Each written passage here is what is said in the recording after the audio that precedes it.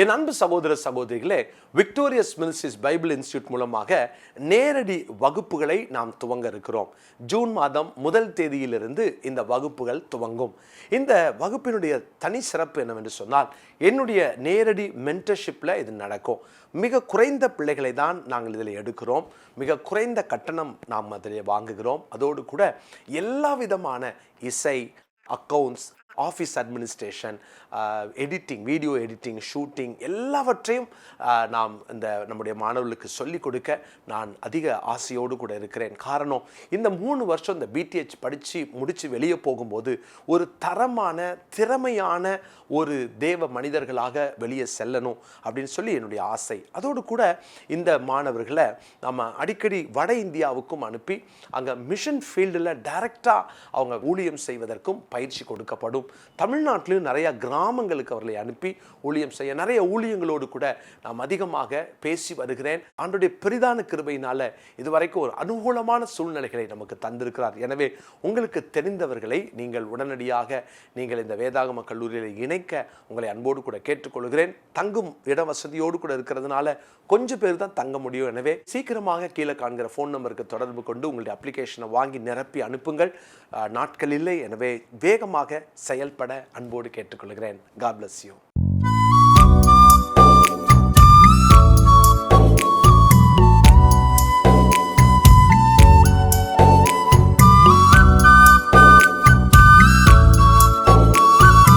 என் அன்பு சகோதர சகோதரிகளே, ஆண்டவராகிய இயேசு கிறிஸ்துவின் நாமத்தில் என் அன்பின் வாழ்த்துக்கள். இன்றைய முத்து மூலமாக மறுபடியும் உங்களை சந்திப்பதிலே மகிழ்ச்சி அடைகிறேன்.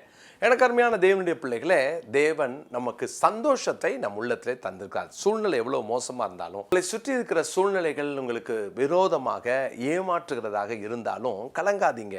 உங்க சந்தோஷம் ரொம்ப முக்கியமானது. அது உலகம் கொடுக்கிறது அல்ல, தேவன் நமக்குள்ளாக வைத்திருக்கிற அந்த சந்தோஷம்.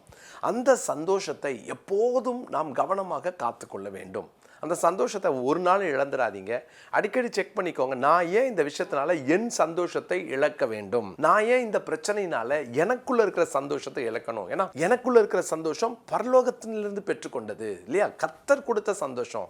அந்த சந்தோஷத்துக்கு ஈடு இணை ஒண்ணுமே கிடையாது. அது உலகத்தில் இருக்கிற எந்த துக்கத்தையும் அது மேற்கொள்ளக்கூடிய ஒரு சந்தோஷம். கர்த்தருடைய பிள்ளைகளே, மத்தேயு சுவிசேஷத்துல 13ஆம் அதிகாரம் அந்த சந்தோஷத்துக்கு இன்னொரு காரணத்தை, பூமியிலேயே அந்த சந்தோஷத்தை அனுபவிப்பதற்கான காரணத்தை நான் வசனத்தின் மூலமாய் விளக்க விரும்புகிறேன். மத்தேயு 13:44 அன்றியும் பரலோக ராஜ்யம் நிலத்தில் புதைத்திருக்கிற பொக்கிஷத்திற்கு ஒப்பாயிருக்கிறது.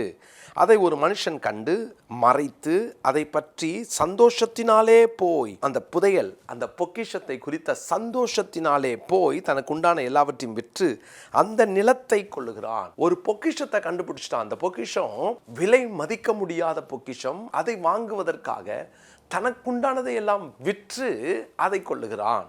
அந்த பொக்கிஷத்தை கண்டுபிடிச்சதுனால அவனுக்கு கிடைத்த சந்தோஷம், அந்த பொக்கிஷத்தை அவன் கண்டுபிடிச்சதுனால. எவ்வளோ அற்புதமான வார்த்தை, எவ்வளோ அழகான ஓமை. அந்த மனுஷன் அந்த பொக்கிஷத்தை கண்டான், அதில் அவனுக்கு ஒரு சந்தோஷம். ஐயோ, யாருக்கும் கிடைக்காத ஒரு ட்ரெஷர் எனக்கு கிடைச்சிருக்கு. நிறைய பேருக்கு பரலோகத்துக்கு போகணுன்ற ஆசை கிடையாது. பூமியில் பரலோகத்தை அனுபவிக்கலாம். பரலோகத்துக்கு போகணுன்ற மகிழ்ச்சியை விட பூமியில் பரலோகத்தை அனுபவிக்கணும். அதாவது பூமியில் இருக்கிறதெல்லாம் அந்த உலக பிரகாரமான நன்மைகளை சொர்க்கத்தை போல பார்க்கணும்னு ஆசை. ஏமாந்துடாதீங்க. இந்த சந்தோஷங்கள் எதுவும் நிரந்தரம் இல்லை. ஒரு நாள் சந்தோஷத்தை கொடுத்தா அடுத்த நாள் துக்கத்தை கொடுக்கும். அருமையான கர்த்தருடைய பிள்ளைகளே, இந்த சந்தோஷம், பூமியில் அந்த சந்தோஷத்தை நீங்க அனுபவிக்கணுமா? பரலோகம் என்ற அந்த பொக்கிஷத்தை நீங்கள் கண்டுபிடித்தால், அதை உங்களுக்குள் நீங்கள் அதை சம்பாதித்து வைத்திருந்தால், அதுதான் மெய்யான சந்தோஷம். கர்த்தருடைய பிள்ளைகளே, அது பரலோகத்துக்கு போகும்போது பார்க்கலாம் நினைக்கிறீங்களா? பூமியிலேயே உங்களுக்குள் அந்த சந்தோஷத்தை கர்த்தர் வைக்க விரும்புகிறார். நீங்க லூக்கா சுவிசேஷத்துக்கு என்னோட வேதத்தை திருப்பிக் கொள்ளுங்க. 17ஆம் அதிகாரம் 20-21 வாசிக்கிறேன். தேவனுடைய ராஜ்யம் எப்பொழுது வரும் என்று பரிசேயர் அவரிடத்தில் கேட்ட பொழுது அவர்களுக்கு அவர் பிரதியுத்தரமாக, தேவனுடைய ராஜ்யம் பிரத்யட்சமாய் வராது, இதோ இங்கே என்றும் அதோ அங்கே என்றும் சொல்லப்படுவதற்கும் ஏதுவிராது. இதோ தேவனுடைய ராஜ்யம் உங்களுக்குள் இருக்கிறதே என்றார். தேவனுடைய ராஜ்யம் உங்களுக்குள் இருக்கிறதே. கர்த்தருடைய பிள்ளைகளே, உங்களுக்குள் ஸ்தாபிக்கப்பட்டிருக்கிற அவருடைய ராஜ்யம். அப்போ நமக்குள் அவருடைய ராஜ்யம் ஸ்தாபிக்கப்படும் என்றால் அந்த ராஜ்யம் எத்தனை மேன்மையானது இல்லையா? அப்போ அந்த ராஜ்யம் ஒவ்வொரு மனிதனுக்குள்ளும் தனி நபருக்குள்ள அந்த ராஜ்யத்தை ஸ்தாபிச்சார். அப்போ இந்த ராஜ்யத்துக்காக நான் எதை வேணாலும் லூஸ் பண்ணலாம். ஏன்னா இந்த ராஜ்யம் கொடுக்குற சந்தோஷத்துக்கு வெளியிலிருந்து வருகிற சந்தோஷம் போலியானது, அது நிரந்தரம் இல்லாதது அப்படின்றத அறிஞ்சதுனால இந்த மெய்யான சந்தோஷத்துக்காக உலகம் கொடுக்கிற எந்த சந்தோஷத்தையும் நான் இழக்கலாம்.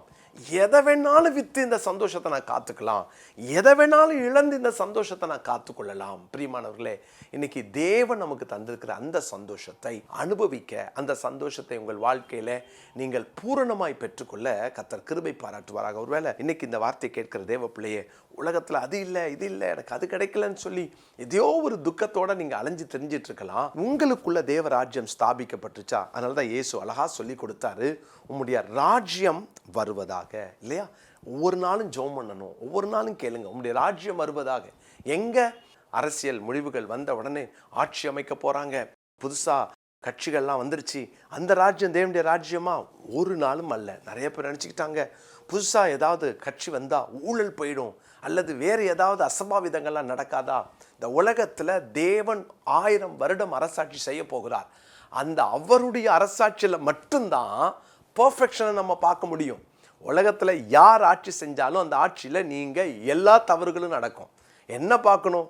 எல்லா ராஜ்யத்திலும் பிரச்சனைகள் உண்டு. அதுல தேவனுடைய ஊழியங்கள் தடையில்லாமல், திருச்சபை ஆராதனைகள் தடையில்லாமல் நடக்கிறதுக்கு யார் உதவியா இருப்பா? இதை தான் நம்ம பார்க்கணுமே தவிர நம்ம இந்த உலகத்துல பர்ஃபெக்ஷனை நீங்க எங்கேயும் பார்க்க முடியாது. குறிப்பிட்ட கட்சி வந்தா எல்லாமே மாறிடுமா? மாறாது. ஏன்னா இது தேவனுடைய ராஜ்யம் இல்லையா? உலகம் பொல்லாங்கனுக்குள்ள இருக்கிறதுன்னு வாசிக்கிறோம்.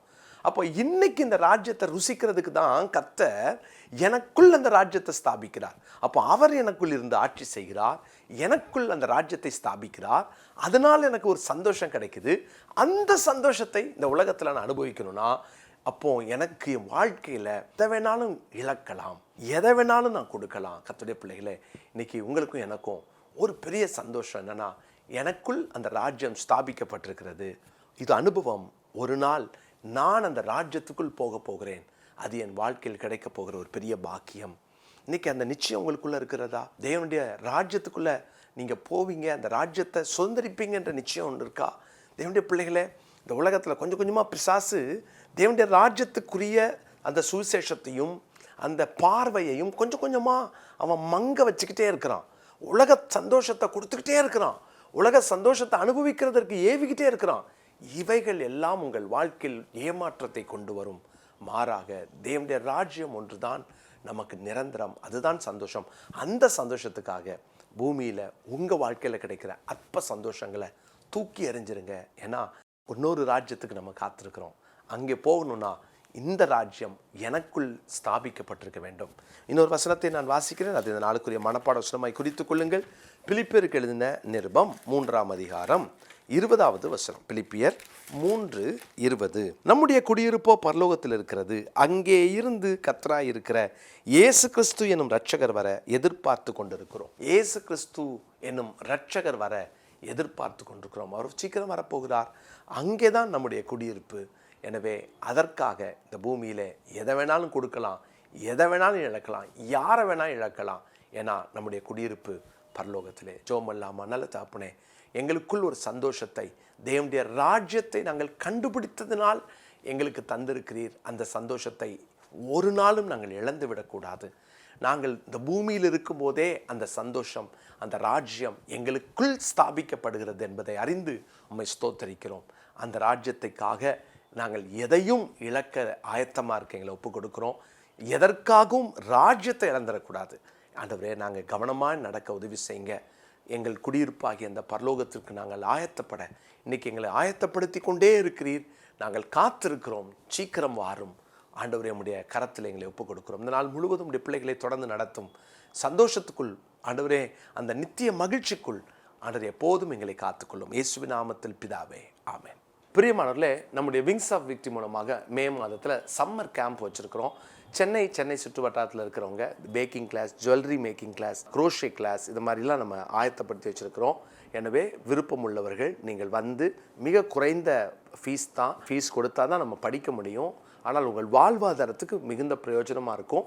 உங்கள் சார்பில் கஷ்டப்படுற ஒருத்தருக்கு நீங்கள் ஃபீஸ் கட்டி அவங்கள அனுப்பலாம். ஏன்னா வந்து சொல்லி கொடுக்குறவங்களுக்கு நாங்கள் அதிகமான ஃபீஸை கொடுக்கறதுனால நீங்கள் இப்படி யாரோ ஒருவருக்கு கஷ்டப்படுற ஒருவருக்கு நீங்கள் ஃபீஸ் கொடுத்து தாங்கலாம். அது மாதிரி நம்ம விங்ஸ் ஆஃப் விக்டரி மூலமாக நடைபெறுகிற எல்லா சமூக பணிகளுக்கும் நீங்கள் கொடுத்து உதவலாம். மாதம் நீங்கள் 1000 ரூபாய் இன்னும் கொடுக்காமல் இருந்தீங்கன்னா ஒரு 1000 ரூபாய் கொடுத்து நம்முடைய சமூக பணிகளை தாங்கலாம். அல்லது உங்கள் மூலமாய் இன்னும் ஒருத்தரையோ 2 பேரையோ அறிமுகப்படுத்தவும் அன்போடு கூட கேட்டுக்கொள்கிறேன். சென்னைக்கு வாங்க, நாம் செய்கிற பணிகளை நீங்கள் நேரடியாக பாருங்கள், டெய்லி ஜெபம் பண்ணுங்க. தேவன் இந்த பணிகளில் அவர் மகிமைப்படுவாராக. உங்களையும் கர்த்தர் ஆசீர்வதிப்பாராக. God bless you.